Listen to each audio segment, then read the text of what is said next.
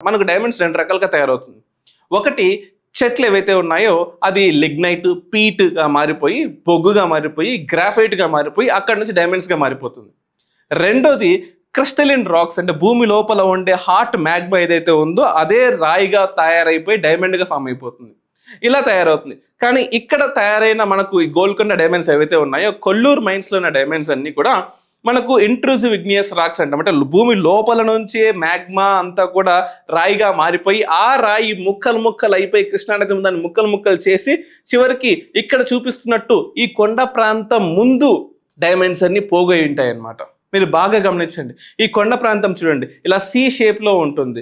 ఈ సి షేప్లో ఉండే కొండ ప్రాంతానికి లెఫ్ట్ సైడ్ ఇన్ఫ్యాక్ట్ చెప్పాలి అంటే పులిచింతల డ్యామ్ కట్టారు చూసారా, అక్కడ డైమండ్స్ అన్ని ఎక్కువగా ఉంటాయి. కానీ 2013లో ఎప్పుడైతే మనం పులిచింతల డ్యామ్ కట్టేశామో ఈ చుట్టుపక్కల ఉన్న డైమండ్ మైన్స్ అన్ని కూడా మునిగిపోయాయి. ఆ తర్వాత డైమండ్స్ మనం సరిగా ఎక్స్ప్లోర్ కూడా చేయలేకపోయాం.